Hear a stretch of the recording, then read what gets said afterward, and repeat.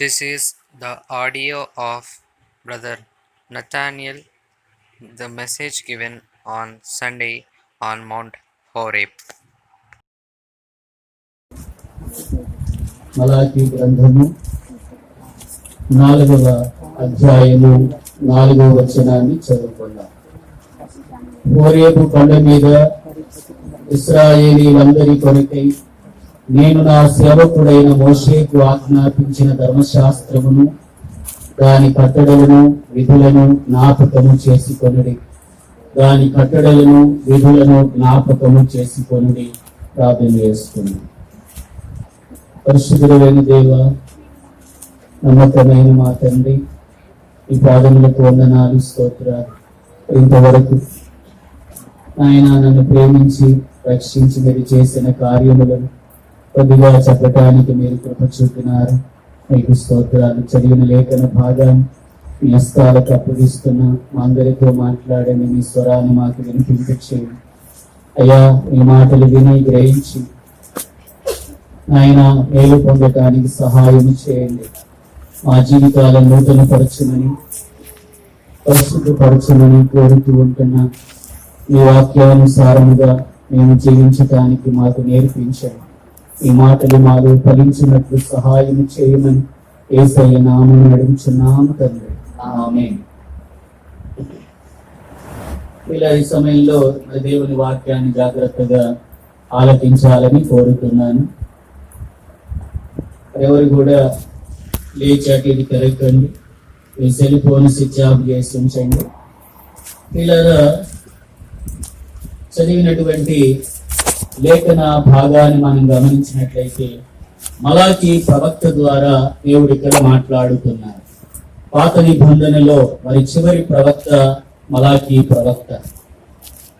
ఈ పాత నిబంధనకు నూతన నిబంధనకు మధ్యలో 400 సంవత్సరాలు అది నిశ్శబ్ద కాలముగా ఉంది.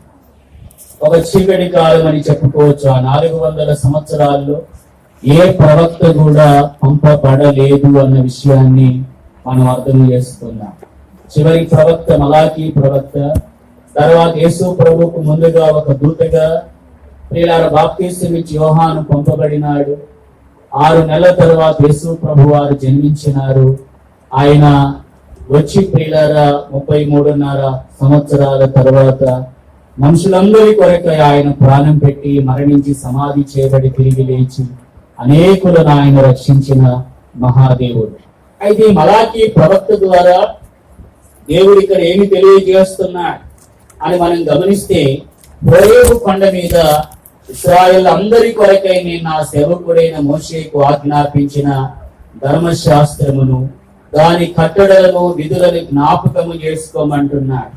ప్రియులారా, హోరేబు పర్వతం మీద దేవుడు ఇచ్చిన ఆ ధర్మశాస్త్రపు విధులను కట్టడలను జ్ఞాపకము చేసుకోవాలి. ఎందుకు జ్ఞాపకం చేసుకోవాలంటే ఆ కట్టడలకు ఆ విధులకు లోబడి ఆ ప్రకారముగా జీవించటానికి జ్ఞాపకము చేసుకొనవలసిన అవసరత ఇక్కడ ఎంతైనా కనబడుతావని.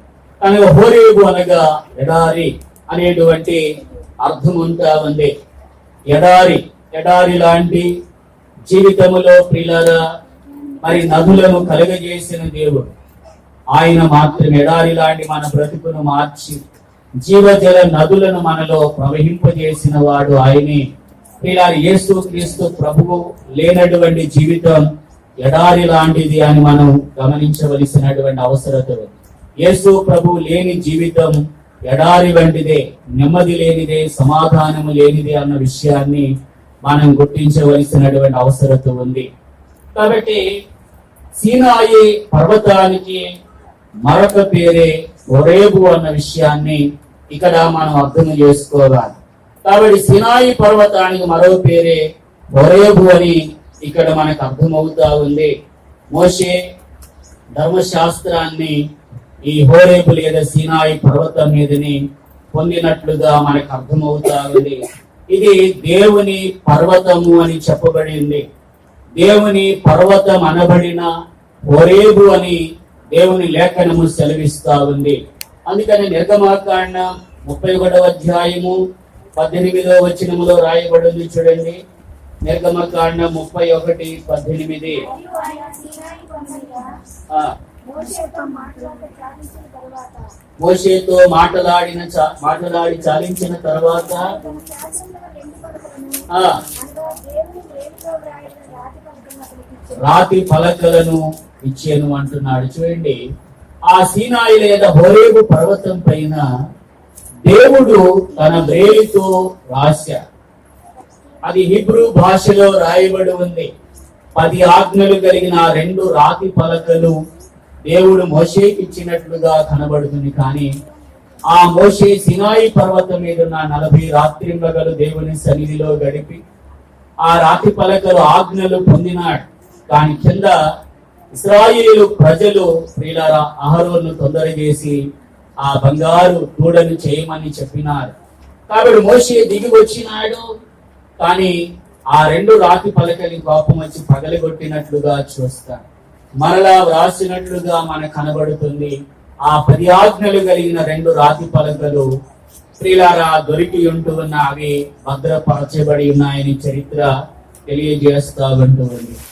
కనుక ఆ 10 ఆజ్ఞలు మాత్రమే కాకుండా 100 కొలది ఆజ్ఞలు దేవుడు ధర్మశాస్త్రములో ఇచ్చినట్లుగా మనకు కనబడుతుంది. కానీ నూతన నిబంధన ప్రకారం యేసు ప్రభువు 2 ఆజ్ఞలే ముఖ్యంగా చెప్పారు. నీ పూర్ణ హృదయముతో, నీ పూర్ణ ఆత్మతో, నీ పూర్ణ మనసుతో, నీ పూర్ణ వివేకముతో నీ దేవుడైన ప్రభువును ప్రేమించాలన్నారు. రెండవదిగా నిన్ను గల నీ పొరుగు వారిని ప్రేమించమంటున్నారు. కాబట్టి అందరికంటే అన్నింటికంటే ఎక్కువ దేవుణ్ణి ప్రేమిస్తే దేవునికి విరోధంగా మనం పాపము చేయలేం. 10 ఆజ్ఞల్లో మొట్టమొదటి 4 ఆజ్ఞలు నెరవేర్చిన వారం అవుతాం. అవి దేవుని ఎడల మనం నిర్వర్తించవలసినవి.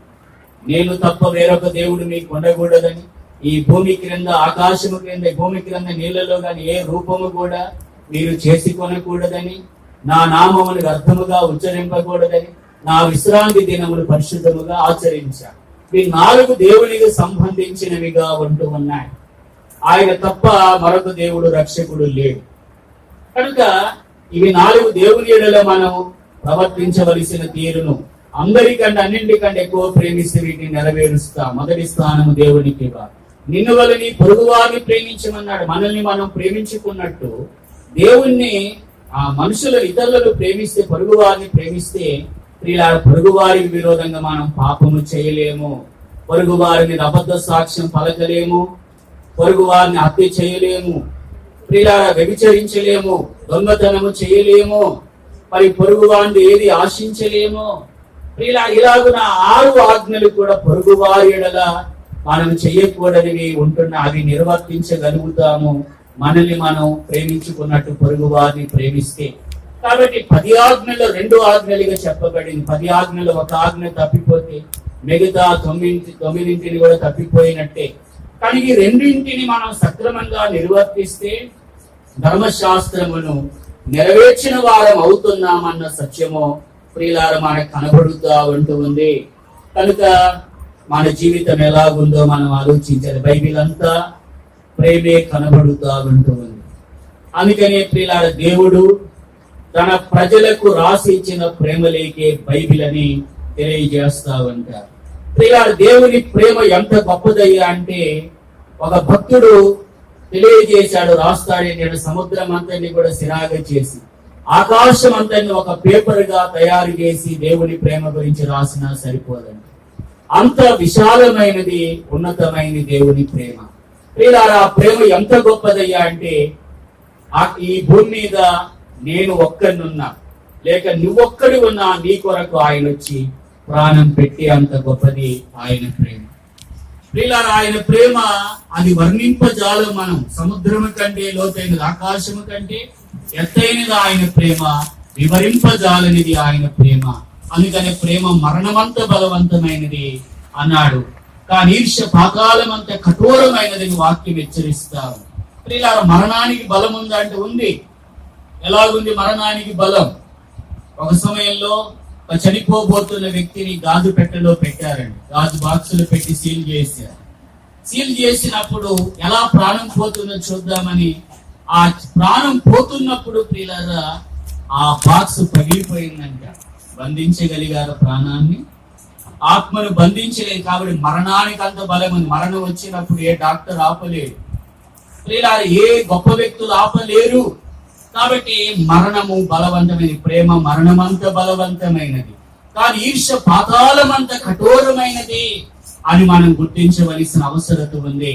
కాబట్టి దేవుని ప్రేమ ఎంత గొప్పదో మనకు అర్థమవుతా ఉందా? దేవుని ప్రేమిస్తే ఆయన ఆజ్ఞలు గైకొంటా, ఆయన మాట వింటా, ఆయన ఇష్టాన్ని మనం జరిగిస్తా. ఊరికే దేవా నేను ప్రేమిస్తున్నా, ఐ లవ్ యూ జీసస్ అంటే సరిపోదు. కానీ ప్రియులారా, ఆయన నిజంగా మనం ప్రేమిస్తున్నామంటే అర్థం ఏంటంటే ఆయన మాట వింటున్నామా, ఆయన ఆజ్ఞలు గైకొంటున్నామా. అందుకని అపోస్తలుడైన పేతురుతో ప్రభు అన్నాడు, సిమోను పేతురు, వీరికంటే నీవు నన్ను ఎక్కువగా ప్రేమించుచున్నావంటే, అవును ప్రభువా, నిజమే ప్రభువా, నేను నిన్ను ప్రేమించుచున్నాను, నీవే ఎరుగుదువన్నాడు. అప్పుడు ఆయన 3 సార్లు అడిగాడు. ఒక్కసారి అడిగితే సరిపోదా? 3 సార్లు ఎందుకు అడుగుతున్నాడు? నా గొర్రెలను మేపుమన్నాడు, నా గొర్రె పిల్లల్ని కాయమంటున్నాడు. ప్రియులారా, అతనికి బాధ్యత అప్పగించబడినట్లుగా చూస్తాం. శిష్యులలో పేతురు ఒక సీనియర్ శిష్యుడుగా ఉంటూ ఉన్నాడు, తాను తొందరపాటు గల వ్యక్తిగా ఉన్నాడు. తాను అతని జీవితాన్ని సంధించి మలచి, ప్రియులారా, దేవుడు బహుబలముగా వాడుకొని ఉంటూ ఉన్నాడు. కాబట్టి దేవుని మాట వినటమే ఆయన్ని ప్రేమించటం, దేవుని ఆజ్ఞలు గైకొనటమే ఆయన్ని ప్రేమించటం. లోకంలో ప్రేమికులు ఉంటారు, ఒకరినొకరు ఎంతో ప్రేమించుకుంటున్నామంటారు. నీవు లేకుంటే నేను ఉండలేను, నిన్ను చూడకుండా నేను ఉండలేనని ఎన్నో డైలాగులు వింటాం కదా మనం. కాబట్టి ఐ లవ్ యూ అంటారు. ప్రియులారా, అలాగున చెప్పేవారు అంటున్నారు. ఈ రోజున ఐ లవ్ యూ చెప్పట్లేదంట, 143 అంటున్నారు. 143 అంటే ఏంటి తెలుసు? ఐ అంటే 1 అన్నమాట, లవ్ అంటే 4 లెటర్స్ ఉంటాయి, 4 అన్నమాట, యు అంటే YOU 3 అన్నమాట, 143 సింపుల్ గా చెప్తున్నారు. కాబట్టి ఐ లవ్ యూ అంటున్నారు. ఏంటి ప్రేమ? ప్రేమ లేదు, దోమ లేదు. అక్కడ ఏముందంటే కేవలం శరీర ఇచ్చలు మాత్రమే ఉంటున్నాయి. That is not love, lust అన్నమాట. కాబట్టి లస్ట్ మాత్రమే అంటే ఇచ్చలు మాత్రమే, శరీర ఇచ్చలు మాత్రమే అక్కడ, కానీ ప్రేమ కాదు. శరీరాన్ని చూసి ఆకర్షించబడి, అందాన్ని చూసి ఆకర్షించబడి, ప్రేమ అని భ్రమపడి ప్రియులారా వెంటబడుతున్నారు. ప్రియులారా చస్తున్నారు, చంపుతా ఉన్నారు, యాసిడ్ పోస్తా ఉన్నారు, బ్లేడుతో చాకుతో ప్రియులారా కోస్తా ఉన్నారు. ప్రియులారా, అలా చేసేది ప్రేమ కాదు. స్వార్థమును మరి కొరకై బ్రతికేది ప్రేమ కాదు. స్వప్రయోజనాన్ని విచారించుకునేది ప్రేమ కాదు. కాబట్టి అది నిజమైన ప్రేమ కాదు. కానీ దేవుడి ప్రేమ పరిశుద్ధమైనది. అందుకని దాన్ని అగాపే ప్రేమ అన్నారు. అగాపే ప్రేమ అంటే అది దేవుని ప్రేమ, అది మరవకూడదు అన్న సత్యాన్ని మనం గమనిద్దాం. అది మనం అర్థం చేసుకుంటే దేవుని యందు విశ్వాసము కలిగి రక్షణ పొంది ఆయన కోసం బ్రతుకుతాం. ఆ ప్రేమ నీకు అర్థమైందా? ఆ ప్రేమ ఎంత బలమైనదో నీకు అర్థమైందా? ఆ ప్రేమను నీవు అనుభవించావా? అందుకని దేవుడు లోకమును ఎంతో ప్రేమించాడు. ఎంత ప్రేమించాడు? ఎవరు చెబుతారు? ఎవరు వివరించగలరు? ప్రియులారా, ఎంత ప్రేమించాడు? ఆకాశం ఎంత ఎత్తైనదో ఎవరు చెబుతారు? ఆకాశ మండలము నుండి దిగి వచ్చింది ఆయన ప్రేమ. ఈ భూమి కంటే విశాలమైనది, వెడల్పైనది ఆయన ప్రేమ. ప్రియులారా, సముద్రము కంటే లోతైనది ఆయన ప్రేమ. పాతాళం అగాధము నుండి మనల్ని లేవదీసింది ఆయన ప్రేమ. నీ కొరకు నా కొరకు కలువరి సిలువలో ప్రాణం పెట్టి తిరిగి లేచింది ఆ ప్రేమ. ఆ ప్రేమ నీకు అర్థమైందా? నీ యొక్క అర్థమైతే నీవు ఆయన అంగీకరిస్తే ఆయన ఆజ్ఞను అనుసరించకుండా ఉండలేవు, ఆయన కొరకు బ్రతకకుండా ఉండలేవు అన్న సత్యము కనబడుతుంది. కాబట్టి హోరేబు సీనాయి ఇది దేవుని పర్వతము. ఇక్కడ మోషే ధర్మశాస్త్రాన్ని పొందినట్లుగా కనబడుతుంది. అయితే కొన్ని విషయాలు ఈ హోరేబుని గురించి మనం గమనిద్దాం. మొదటి సత్యము నిర్గమాకాండం 3వ అధ్యాయము 2వ వచనం చదువుతారా? నిర్గమాకాండం 3వ అధ్యాయం 2వ వచనం చదవండి. అగ్ని జ్వాలలో యెహోవా దూత అతనికి ప్రత్యక్షమై అతడు చూచినప్పుడు అగ్ని వలన పొద మండుచుండెను, కానీ ఆ పొద కాలిపోలేదు. చూడండి ప్రియులారా, ఇక్కడ హోరేబు మోషే దేవుని ప్రత్యక్షతను పొందింది ఈ హోరేబు పర్వతమునంది అన్న విషయం ఇక్కడ కనబడుతుంది. హోరేబు పర్వతమునందే మోషే దేవుని ప్రత్యక్షతను పొందాడు. ఇది మొదటి విషయము.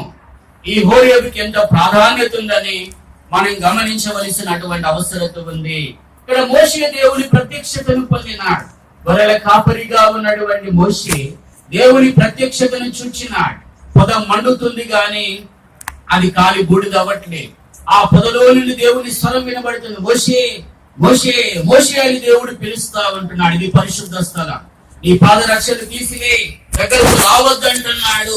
నేను తీసివేసినాడు. దేవుడు చెప్పినట్లు చేశాడు. దేవుడు మోషేని పిలిచినప్పుడు ఎన్నో సాకులు చెప్పాడు. కానీ ఒక్క సాకును కూడా దేవుడు యాక్సెప్ట్ చేయలేదు. గాని వాటిని తృణీకరించాడు. మోషేను బలపరిచినాడు. మోషేను ధైర్యపరిచిన, అయ్యా నేను నోటి మాంద్యమ గలవాడిని, నత్తివాణ్ణి, మాట్లాడడం నాకు సరిగ్గా చేత కాదన్నాడు. నీవెవరిని కోరుకున్నా వాణ్ణే వాడుకోమంటున్నాడు. ఎన్నో సాకులు చెప్పినా ఆ సాకులు ఏవి పట్టించుకోకుండా దేవుడు తనతో మాట్లాడి బలపరిచి ఆహారంను తోడుగా ఇచ్చి ఐగుప్తుడు పంపించి బలముగా వాడుకున్న మహాదేవుడు. 40 సంవత్సరాలు ఆ ఎడారిలోనే అక్కడే ప్రియులార దేవుడు ట్రైనింగ్ ఇచ్చి క్రమశిక్షణను నేర్పించి అనేక విషయాలు నేర్పించి మోషేను దేవుడు ఐగుప్తుకు పంపి బలముగా వాడుకున్నాడు. మోషే 40 సంవత్సరాలు ఐగుప్తులో గడిచిపోయి సకల విద్యలు నేర్చుకున్నాడు. 40 సంవత్సరాలు ఎడారిలో గడిచిపోయాయి. మరొక 40 సంవత్సరాలు తన ప్రజలు నడిపించడానికి ఒక బలమైన నాయకునిగా మోషేను దేవుడు వాడుకున్నట్లుగా మనకు కనబడుతా ఉంది. ప్రియులార మోషే ఆ హోరేబులోనే దేవుని ప్రత్యక్షతను పొందినాడు, అనుభవించాడు అన్న సత్యము కనబడుతుంది. అపోస్తుల కార్యం 7వ అధ్యాయము 30వ వచనము చూడండి. అపోస్తుల కార్యం 7:30. అపోస్తుల కార్యం 7వ అధ్యాయం 30వ వచనం. సీనాయి పర్వతారణ్యమందు అగ్గపడేను. చూడండి, అక్కడ దేవదూత అన్నాడు. మరి నిర్గమాకాండం యెహోవా దూత అంటున్నాడు. యెహోవా దూత అంటే యేసు ప్రభువే అని ఇక్కడ మనం అర్థం చేసుకోవలసినటువంటి అవసరం ఉంది.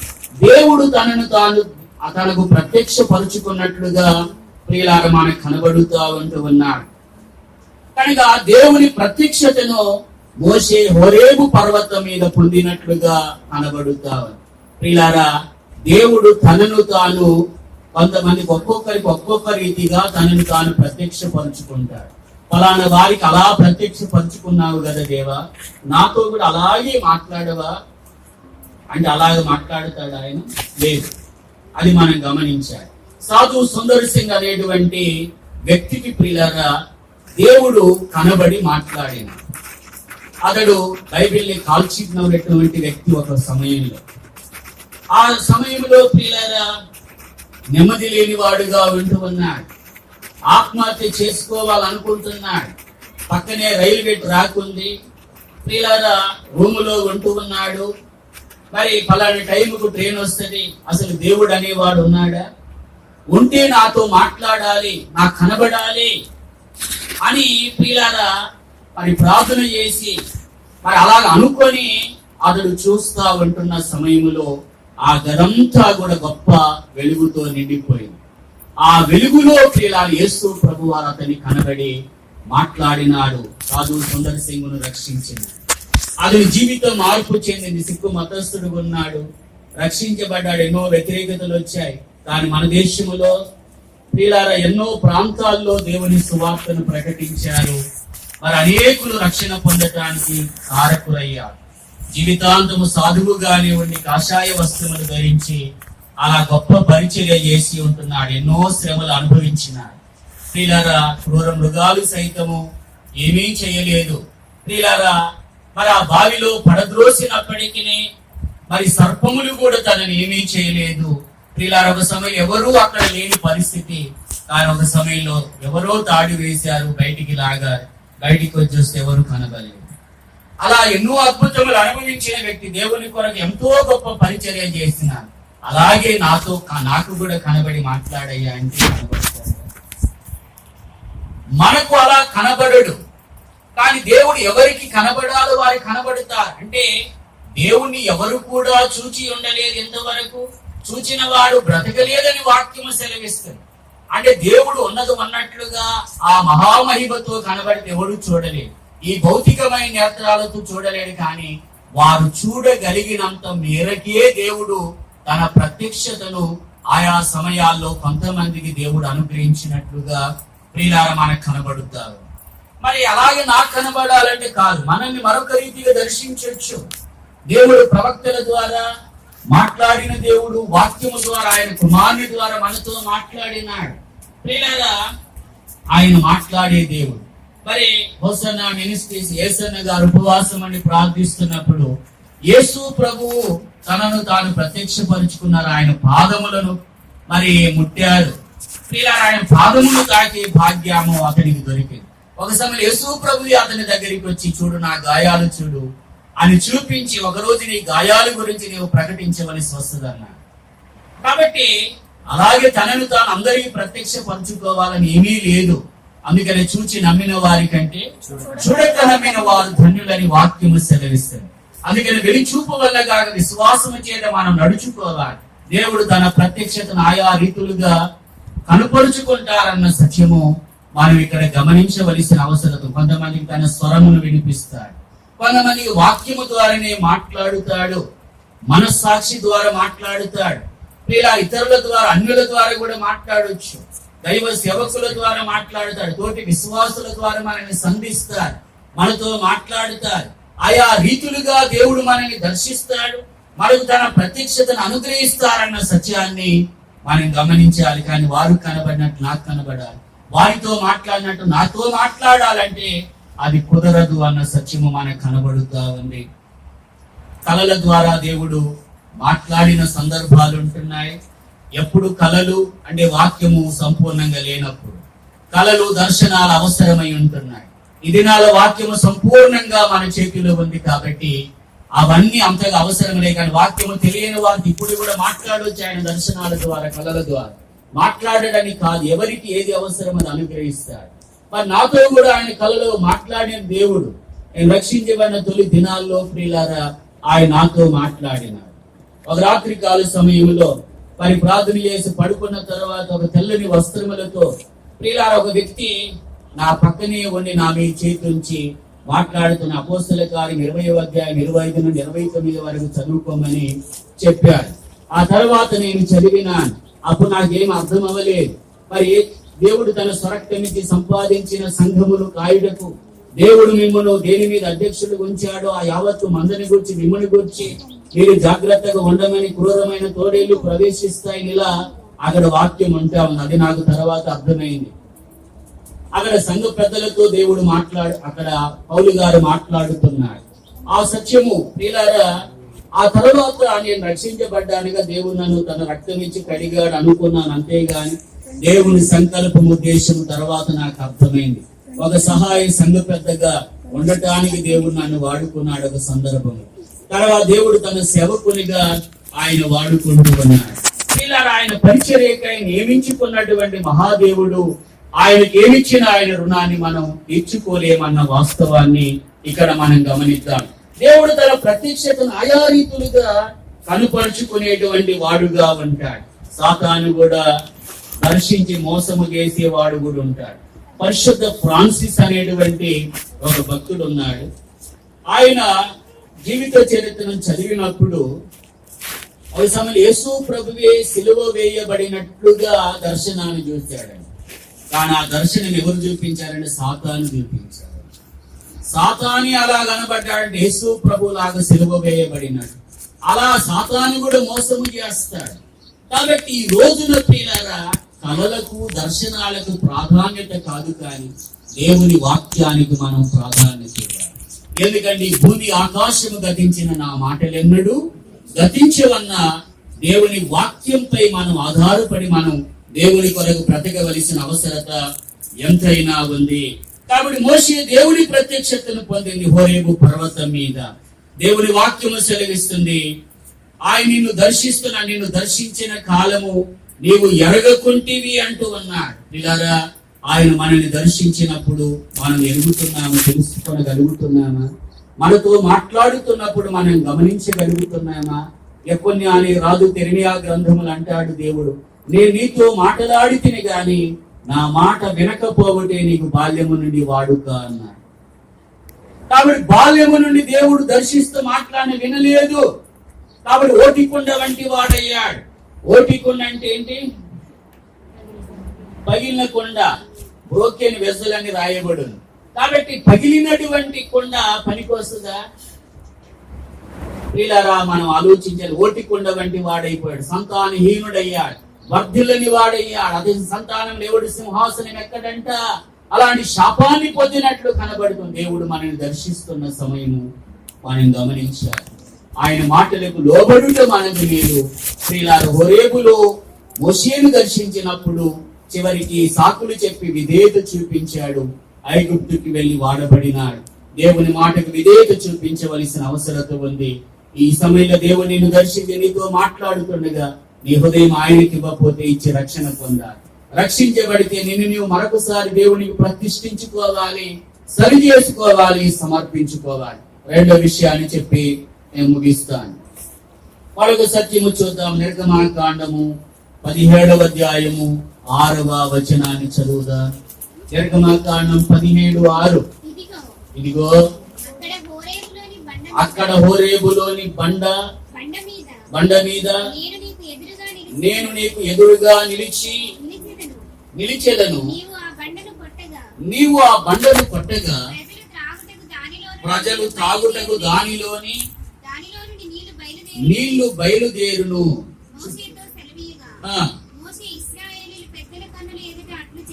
అట్లు చేసిన, చూడండి, మోషే బండను కొట్టగా నీళ్ళిచ్చిన స్థలము హోరేబు అన్న సత్యము కనబడుతుంది.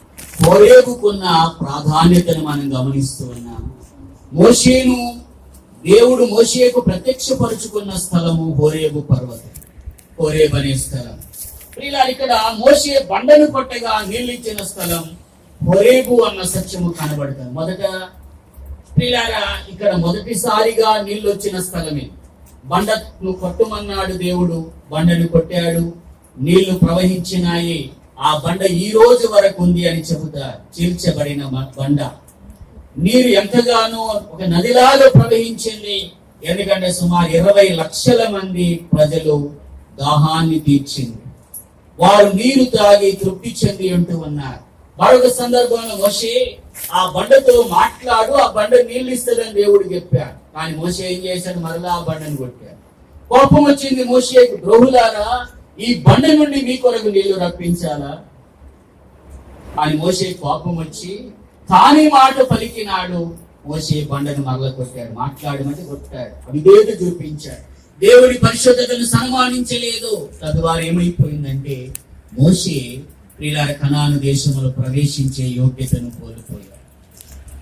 ఆ నెబో కొండపై నుండి చూశాడు, కానీ కనానులో నడిపించిన నాయకుడే కనానులో ప్రవేశించలేదు. అహరోను ప్రవేశించలేదు, మిర్యాము ప్రవేశించలే. ముగ్గురు కూడా చనిపోయినారు మార్గములోనే. యెహోషువ నాయకత్వంలో ఇశ్రాయేలు కనాను దేశాన్ని స్వతంత్రించుకున్నట్లుగా మనకు కనబడుతా ఉంది. ప్రియులారా, మనం ఇక్కడ గమనించవలసిన సత్యం ఏంటంటే మోషే బండను కొట్టగా నీళ్ళిచ్చిన స్థలం హోరేబు. ఇక్కడ విధేయత కనబడుతుంది. రెండవసారి అవిధేయత అనేది కనబడుతుంది. ప్రియులారా, హోరేబులో విధేయత చూపిన మోషేను మనం గమనిస్తూ ఉన్నాం. ప్రియులారా, దేవుని సన్నిధికి వస్తున్న మనం విధేయులమేనా? విధేయత చూపిస్తున్నామా? విధేయత లేకుండా మనకు ఆశీర్వాదము లేదు. విధేయత లేకుండా విజయము రాదు మన జీవితములో అన్న సత్యము కనబడుతా ఉంది. యోహాను సువార్త 2వ అధ్యాయములో కానాలో జరిగిన వివాహముల పరిచారకులను చూసి ప్రభు అన్నాడు, 6 రాతి బాణలు అంచున మట్టుకు నీళ్లతో నింపండి అనగానే వారు వెంటనే లోబడి నింపినప్పుడు ఆ నీళ్లు ద్రాక్షారసంగా మార్చబడినట్లుగా మనం గమనిస్తాం. విధేయత చూపిస్తే అద్భుతము జరుగుతుంది, మన జీవితంలో విజయం వస్తుంది. యాకోబు పత్రిక 4:7 అన్నాడు, దేవునికి లోబడి నుండి అపవాదిని ఎదిరించినప్పుడు వాడు మీ యొద్ద నుండి పారిపోనన్నాడు. దేవునికి లోబడకుండా సాతాన్ని ఎదిరిస్తే వాడు పారిపోడు, వానిపై జయము పొందలేమన్న సత్యము కనబడుతా ఉంది.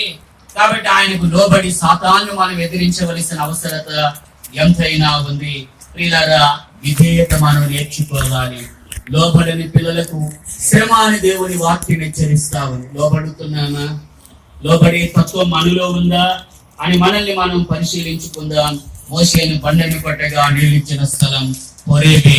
కొరింథీయులకు రాసిన మొదటి పత్రిక 10వ అధ్యాయములో మనం గమనించినప్పుడు మరి ప్రియులారా, ఆత్మ సంబంధమైన బండలోనిది వారు త్రాగిరన్నారు. ఆ బండ క్రీస్తుయే అని రాయబడి ఉంటావండి. భౌతికముగా ఆ బండ పట్టబడినప్పుడు నీళ్ళు ఇచ్చింది, వారి దాహము తీర్చబడింది. ఆధ్యాత్మికమైన సత్యం అందులో ఉన్నది ఏంటంటే క్రీస్తు అనే బండ ప్రియులారా మన కొరకు సిలువలో కొట్టబడినారు. పేతురు రాసిన మొదటి పత్రిక 2వ అధ్యాయములో మనం చదివినప్పుడు ఆయన ఎలాంటి బండగా ఉన్నాడో మనం చూస్తాం. ఆయన ఒక సజీవమైన రాయిగా ఉన్నాడు, అడ్డుబండగా ఉంటున్నాడు. అవిధేయులకు ఆయన అడ్డుబండగానే ఉంటాడు. తొట్టుపడేవారు ఉంటున్నారు. అడ్డుబండలుగా మన జీవితాలు కూడా ఉండొద్దు ప్రియులారా. ఆయన కొట్టబడిన బండగా ఉంటూ ఉన్నాడు. ఆయన వెంబడించినటువంటి బండగా ఉంటూ ఉన్నాడు. ఆయన ఆ సత్యాన్ని మనం గమనించాలి. ప్రభువు సిలువలో కొట్టబడినప్పుడు రక్తము ఒక నది వలె ప్రవహించి ఉంటా ఉంది ప్రియులారా. ఆ అమూల్యమైన రక్తదారుల చేత మన పాపములను కడిగి మనల్ని ఆయన రక్షించి ఉంటున్నారు. ఆయన రక్తములో మనల్ని కడిగినారు. మరి ప్రియులారా, మోషే రెండవసారి కొట్టాడండి, అవిధేయత చూపించి ఆయనకు విరోధముగా నడిచి మరి ఆయన పరిశుద్ధతను సన్మానించక ఆయన మాటకు లోబడక కనానులో ప్రవేశించలేకపోయాడు. ఎన్నిసార్లు దేవుని మాటకు అవిధేయత చూపించి నష్టపోతున్నాం. మోషే చేసింది తప్పేనా? దేవుని దృష్టిలో ముమ్మాటికి తప్పే. అంత చిన్న తప్పికే కణాల్లో ప్రవేశపెట్టడా దేవుడు అంటే? అవును. దేవుని న్యాయ విధి చట్టము అంత గొప్పది అని మనం గమనించాం. ఆయన న్యాయవంతుడైన దేవుడు అన్న సత్యాన్ని మనం గమనించాలి. అది పాత నిబంధన. ధర్మశాస్త్రం ఏలుబడి చేస్తున్న దినములు. తప్పు చేసినప్పుడు వెంటనే దేవుని శిక్ష అమలైంది. ఆ సత్యాన్ని మనం గమనిద్దాం. ఉజ్జ అనేవాడు ప్రియులారా మందసము పడిపోతుందని ఎడ్ల బండి ఎడ్లు కాలు జారి పడిపోతుంటే పట్టుకోబోయి అక్కడికక్కడ చనిపోయిన. ఉజ్జా చేసిన తప్పు ఏంటి? ఉజ్జా రాజు ప్రియులారా మరి ధూపం వేయటానికి వెళ్ళి కుష్ఠరోగము తెచ్చుకున్నాడు. అననీయ సప్పీరాలు అబద్ధమాడి మరణించినారు. కాబట్టి చిన్న చిన్న వాటికే మరణమా అంటే అది దేవుని న్యాయం అంతే. ధర్మశాస్త్రం ఏలుబడి చేస్తున్నది. ఈ దినములో అలాంటి శిక్ష రావట్లేదంటే దేవుని కృప మన మీద ఉందని గుర్తిద్దాం. అందుకనే దుష్క్రియకు తగిన శిక్ష శీఘ్రముగా కలగకపోవటం చూసి మనుషులు హృదయపూర్వకముగా పాపము చేయుదురని వాక్యం హెచ్చరిస్తుంది ప్రసంగి గ్రంథములో. అలాగే ఉన్నారు ఈ దినాన మనుషులు. ప్రియులారా, మోషే బండను మరలా కొట్టినాడు, కాని కణంలో ప్రవేశించే ఆధిక్యతను యోగ్యతను కోల్పోయినట్లుగా కనబడుతుంది. ప్రియులారా, ఈ రోజున దేవుడు ఒకసారి మన కొరకు కొట్టబడ్డాడు, మరణించి తిరిగి లేచాడు. ఎన్నిసార్లు మరలా ఆయన సిలువ వేస్తున్నాం, ఎన్నిసార్లు ఆయన దుఃఖపరుస్తున్నామో మన అంతరంగాన్ని మనం విమర్శించుకుందాం. ఆయన మరలా కొడుతున్నామా?